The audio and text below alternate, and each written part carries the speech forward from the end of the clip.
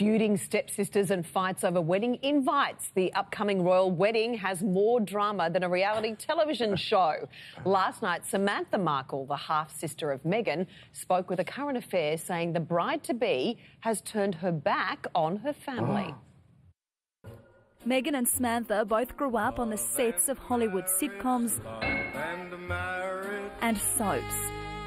Their father was a daytime Emmy Award-winning lighting director who Sam says helped kickstart Meghan's career. I think he did help her a lot, and he's very creative too and encouraging. So, she made the most of her environment.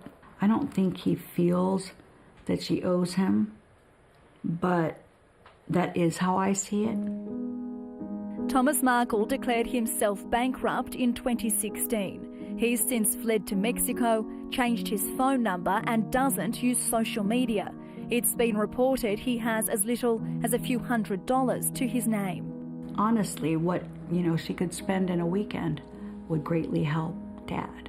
So that should be a priority. If you can afford $75,000 for a dress, you can afford $75,000 to help your dad. That's how I feel, that's who I am. In that respect, has she disappointed you a little bit? Yeah, I think you need to step up to the plate and make sure he's well taken care of. Never a dull moment. For more, we're joined now by our royal reporter, Neil Sean. Good morning from here, Neil. Hey! Morning. So this was a very interesting interview. What do you believe the response will be from Buckingham Palace? Well, I think what's really interesting on this, Tash, is simply this. When you think about it, she's got this story going now. She's got a book out.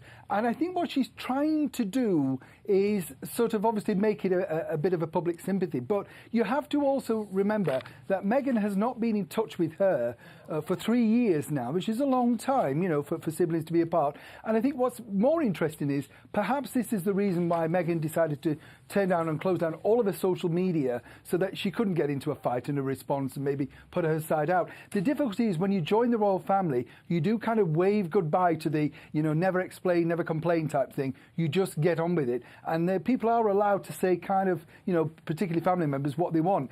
I do personally feel a little bit sorry for her. She clearly wants to be involved in some form or another, and they clearly had a very strong relationship growing up. They were very close. So you do kind of wonder what went wrong, and we don't know what really went wrong because that's what families are like, aren't they? There's always a bit of infighting, Yeah, oh, the joy of soon-to-be wealthy relatives. That's what I think. Now, look, there has been speculation about whether or not Sarah Ferguson will be attending Harry and Meghan's wedding. I mean, surely she's going to get invited.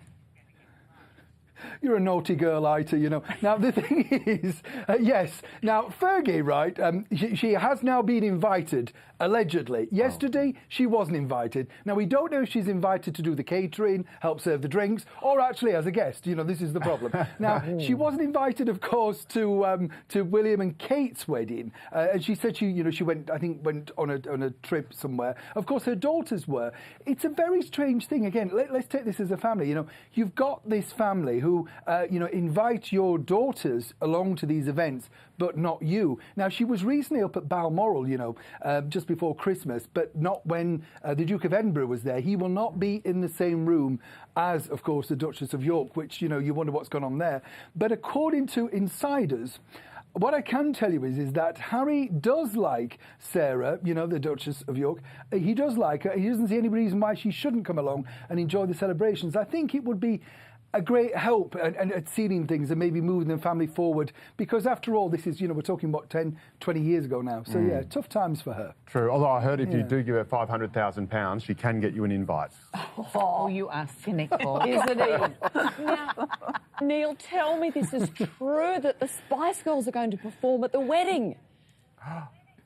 As if there's not enough problems, you know what I mean? The thing is, the Spice Girls had this meeting last week right here in London, and basically, they're planning to get back together, but thankfully, Victoria said that she won't sing anymore. Thank you. Aww. And so the other, no, but the thing is, I love Victoria. I think she's a very clever girl, actually. But what's interesting is that, you know, they're looking for a platform. The last time they had this big audience, you know, was at, of course, the Olympics, you know, the celebration that we had. That was about 5 years ago now. And they performed, do you remember, on black cabs, and it was very, very clever, you know. Now, Jerry, always the opportunist, always the one that thinks of the marketing ideas, says, well, look, when when the princes were young, they were very much fans of theirs. I think Prince William had a bit of a thing for baby spice.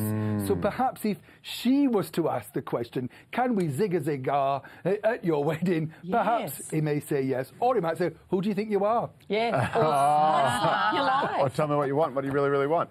Now, speaking of babies, Neil, not just baby spice, we're also on baby watch, and you have some word on what William and Kate might call their third baby in April. Yeah, I mean, actually, you know, I think, can we just give Kate a huge congratulations? She's done a sterling job on that recent tour, of course, you know, in Stockholm and Norway and all that. I thought she looked great. Everybody's blasted her fashion choices. Anybody who's, you know, been with child knows it's, you kind of think, oh, high heels all day, meeting people, what do you care? So, you know, she did a great job, I think. Now, baby, of course, in April. Now, apparently, they already quite like these names if they get a boy, and they are James or Richard for boys, yeah, right? Nice, yeah. And for girls, remember you heard this first on Studio 10, and for girls apparently Alice or Caroline. And I think what I like about these names is, first of all, they're not Gwyneth Paltrow, an apple or a stalk. They are quite, you know, nice names. And I think it would bring these names back in vogue again, you know, because Alice is seen as quite an old-fashioned name when you think now. But of course, it does have a royal... Neil, sorry to interrupt you, but wasn't Alice the name of Prince Philip's mother? That's right, yes. But I think as well, this time around, there would be more of a connection maybe as well to Diana because, you know, I mean, whatever people say, you know, you can't escape that gorgeous legacy. And I think, you know, obviously William and Harry want to keep that going. So for them, for sure, there will be something in there. Alice in Windsorland. Now, Neil, of course, we all love the fabulous Netflix series The Crown. I understand producers are looking to cast someone as Camilla. What are the details with that? Oh, don't you just love The Crown? I mean, it's so outrageous. It makes Dynasty look like a proper Shakespearean script, you know? I think that what I like about this is they're struggling, right? We can tell you this. They're struggling to find an actress of note to play Camilla, a young Camilla, remember. This is, you know, the early part of when the period takes place. They're now deciding to look at an open casting because they've had their eye on a few actresses, but a few have turned it down. But my bet would be, and I think this would be rather controversial, but very clever. Do you remember, of course, the gorgeous young lady that Prince Harry dated pre-Meghan, who's now an actress, Cressida Bonus? Yes. Oh, yes. She would be a very good move if they were clever enough to think, well, let's invite her in. But it is quite a racy role. And I think not only do you need to be young and beautiful, but you've got to take on some, I think, quite tough issues because obviously we'll learn about their first relationship. And I think that's going to be very controversial for the next stage of The Crown, which, of course, has now got Olivia Colman starring as the Queen in the third episode. So she is fantastic. She's brilliant. But as yet... there's no... If they do an open casting, who do you think it should be? Oh, no. I think Cressida, there's a conflict of interest there. I mean, how is she going to play Camilla one day and then meet the real Camilla for watercress sandwiches and cucumbers? But she could give some great inside knowledge. She could. Well, how much inside knowledge? She's an actor, isn't she, after all? Well, she might end up going to the tower. She might end up going to the tower, that's right. Neil, thank you once again for your time this morning. Much appreciated. A pleasure. See you soon. Bye. Bye. Thank you. Well, still to come this morning, pairing up herbs for a delicious dish. The herb nerd, Reese Carter, will show us how. But next, our mate Jonesy has a problem for Husey. Find out what it is when Studio 10 continues. That it feels like we chose